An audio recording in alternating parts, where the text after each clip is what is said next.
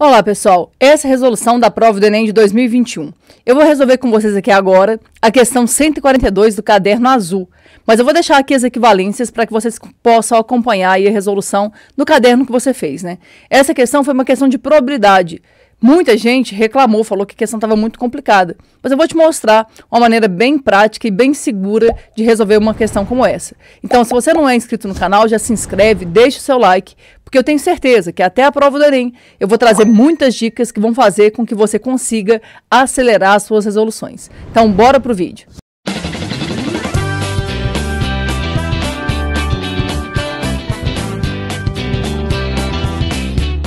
O organizador de uma competição de lançamentos de dardos pretende tornar o campeonato mais competitivo. Pelas regras atuais da competição, numa rodada o lançador lança 3 dardos e pontua caso acerte pelo menos um deles no alvo. O organizador considera que, em média, os jogadores têm em cada lançamento meio de probabilidade de acertar um dardo no alvo, ou seja, 50%. A fim de tornar o jogo mais atrativo, planeja modificar as regras de modo que a probabilidade de um jogador pontuar em uma rodada seja igual ou superior a 9 décimos. Para isso, decide aumentar a quantidade de dardos a serem lançados em cada rodada. Com base nos valores considerados pelo organizador da competição, a quantidade mínima de dardos que devem ser disponibilizados em uma rodada para tornar o jogo mais atrativo é. Então, tenta imaginar a situação, tá? Na regra atual, ele vai lançar 3 dardos. Então, ele lança 3 vezes. E ele precisa acertar pelo menos um.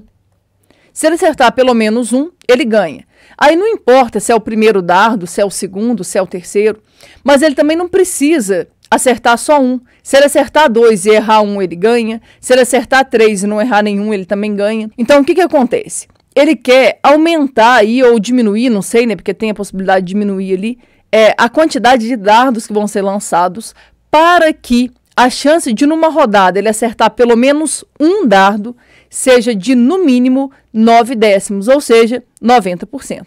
Ah, Ju, como é que eu vou fazer isso? Não sei nem por onde começar, ainda mais que tem que ser maior ou igual. Calma, calma. Primeiro, vamos tentar entender o que está acontecendo, tá? Repara, eu não sei quantos dardos ele vai jogar. Vou chamar de N vezes, tá?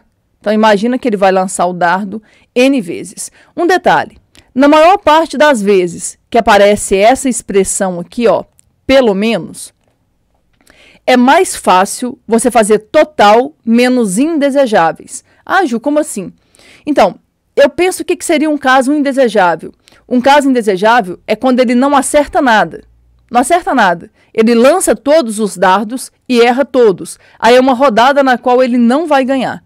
Se ele acertar um, por exemplo, imagina que ele lançou 6 dardos. Se ele acerta um, ele ganha. Se ele acerta 2, ele ganha. Se ele acerta 3, ele ganha. 4, 5, até 6. Quando é que ele perde? Ele perde quando ele erra os 6 lançamentos. Ah, Ju, por que você está falando 6? Foi um número que veio na minha cabeça aqui, tá? É só para dar um exemplo.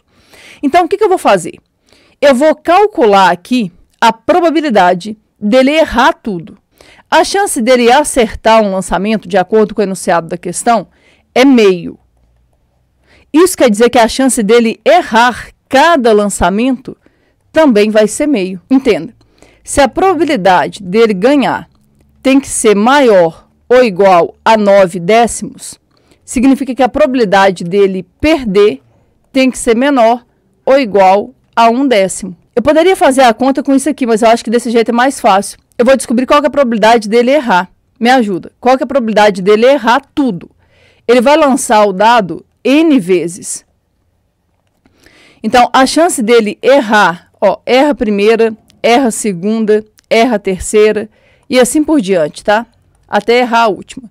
A chance dele errar a primeira é meio. Ah, Ju, mas a chance dele acertar é meio. A chance de acertar é meio, de errar é meio. Então, a chance dele errar a segunda também vai ser meio. Errar a terceira vai ser meio.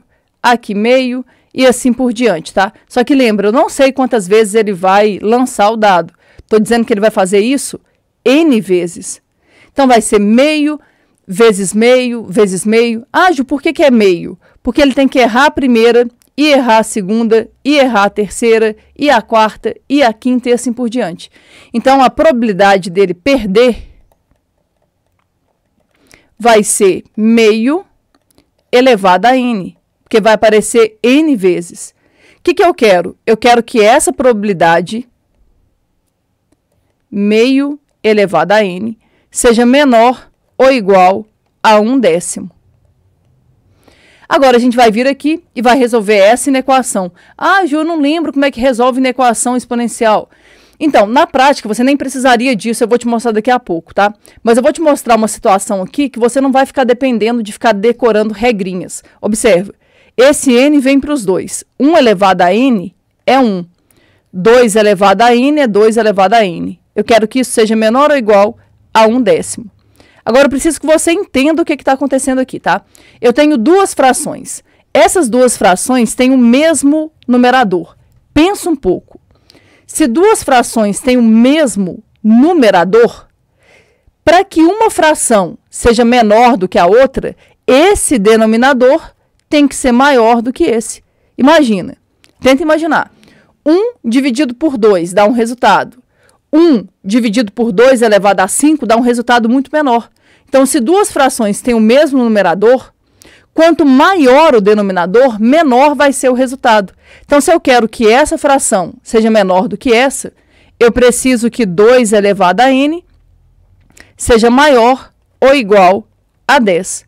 Aí aqui você vai falar, nojo, mas caiu numa inequação que eu não consigo resolver. Consegue sim, porque são valores inteiros, ó. É só você pensar. Se forem 2 lançamentos, vai ficar 2 ao quadrado. 2 ao quadrado é 4. 4 é maior ou igual a 10? Não. Então, elimina. Se aqui for 4, 2 elevado a 4. 2 elevado a 4 vai dar 16. 16 é maior ou igual a 10? Sim. Então, vai ser essa a resposta. Ah, Ju, eu não concordo, porque 2 elevado a 6 também vai ser maior do que 10. Sim, mas dá uma olhadinha aqui no enunciado, ó. Com base nos valores considerados pelo organizador da competição, a quantidade mínima de dardos que devem ser disponibilizados em uma rodada para tornar o jogo mais atrativo é... Tornar o jogo mais atrativo é ter essa probabilidade de ganhar. Então, a quantidade mínima de dardos que ele deve disponibilizar numa rodada é 4. E aí, sua resposta é letra B. Se você não gostou muito bem da estratégia que eu utilizei aqui, se você entendesse essa lógica aqui, você poderia parar por aqui mesmo. Por exemplo, a probabilidade dele perder é meio elevado a n. Por exemplo, se o n for 2, ficaria meio elevado a 2. E meio elevado a 2 é 1/4. 1/4 é 25%. Eu quero que ele tenha 25% de chance de perder? Não. A chance dele perder tem que ser igual ou menor do que 10%. Depois vem lá para a letra B. Meio elevado a 4. Meio elevado a 4 é 1 sobre 2 elevado a 4, que é 1 sobre 16. Você não precisa fazer essa conta, gente. Com certeza, 1 sobre 16 é menor do que 1/10. Ou seja, 1 sobre 16 é menor do que os 10% lá. Menor ou igual, né? Posso colocar o igual aqui, não faz diferença. É menor do que os 10% que ele quer ter. Então, a resposta correta vai ser letra B. Espero que você tenha entendido. É um tipo de questão que eu adoro. Eu gosto de chamar isso aqui de sucesso e fracasso. É um tipo de questão que eu gosto muito e o Enem gosta mais do que eu, porque praticamente todo ano o Enem coloca alguma coisa nesse estilo, tá?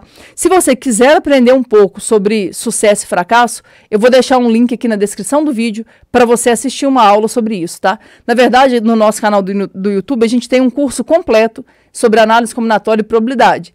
Só que é um curso de quando o canal era em preto e branco ainda. Bem no início do canal a gente não tinha muitos recursos, mas tinha muita vontade de ensinar. Então, se você quiser aprender, eu vou deixar aqui um link com essa aula de sucesso e fracasso e também um link da playlist para você aprender como é que funciona a análise combinatória e probabilidade e o melhor, né? Sem você ter que ficar decorando uma série de fórmulas, tá? Então, não se esqueça de se inscrever no canal, de deixar o seu like e até a próxima resolução.